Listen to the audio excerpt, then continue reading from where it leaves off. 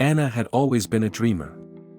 At 18, she had just graduated high school, with her sights set on becoming a famous painter. From a young age, she found solace in her art, escaping into a world of colors and shapes far removed from the cold, harsh reality of her life. Her mother, a woman who seemed devoid of any warmth or empathy, had always been a distant figure in her life.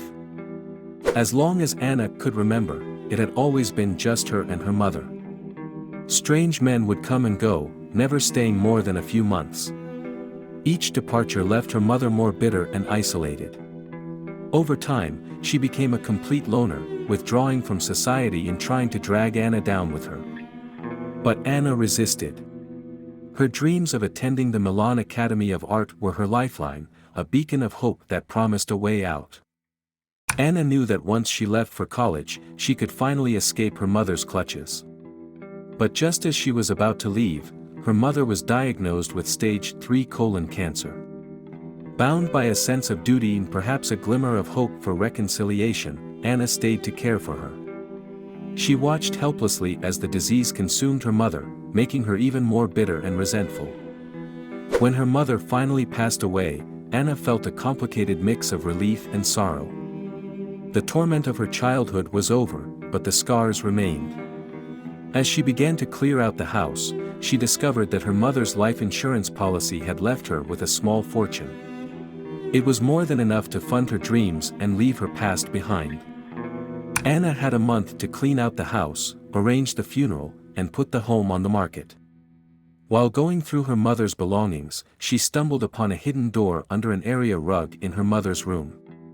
The door was marked with a red pentagram, an ominous symbol that sent chills down her spine.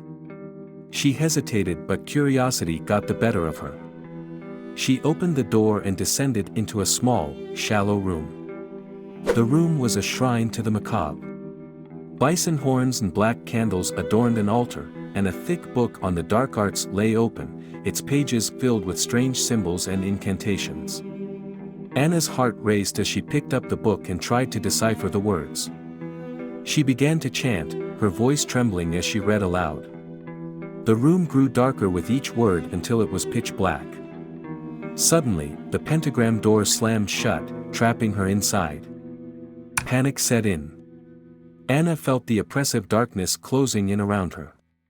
Whispers filled the air, her mother's voice taunting her, mocking her fear. "This is who you were the whole time." Anna screamed, her voice breaking with desperation. "By the name of Jesus Christ, open this door," she yelled. The door swung open, and Anna stumbled out, gasping for breath. She locked herself in her bedroom and didn't leave until the next morning. Shaken by the experience, Anna called a priest to exorcise the house. The priest performed the rites, banishing any darkness her mother had conjured. Still feeling her mother's malevolent presence, Anna hurried to sell the house. Within a few weeks, she was on a plane to Milan, ready to start her new life. But the shadows of her past followed her. In Milan, Anna often dreamt of her mother's wickedness. She began to sleepwalk, waking in the middle of the night with a paintbrush in her hand. Each time, she found a portrait of her mother's ominous face staring back at her from the canvas.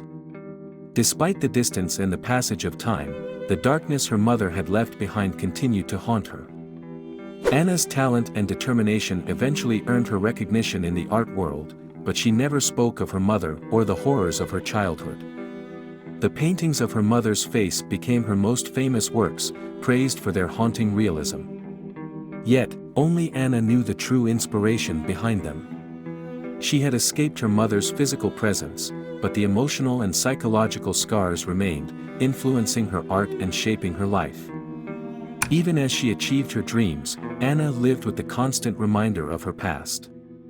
The whispers in the night, the sleepwalking, the eerie paintings, all were evidence of a darkness she could never fully escape. She had left her mother's house, but the shadows of that place followed her, a testament to the enduring power of a mother's malevolence. In her quiet moments, Anna sometimes wondered if she would ever be free. She prayed for peace, hoping that one day the nightmares would end.